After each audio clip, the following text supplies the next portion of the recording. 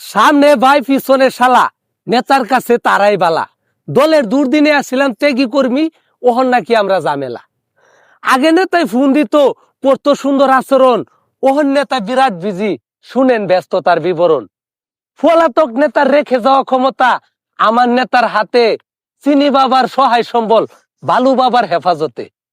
চুরা চালান টেন্ডারবাজি, চান্দাবাজির হিসাব, সবই ওহন নেতার কান্দে, তাহলে বুঝেন কেমন চাপ। শেলের কাছে মুরগি বর্গা দিছে পলাতক নেতা, দেশের অবস্থা স্বাভাবিক হইলে ফিরাই দিব যথা।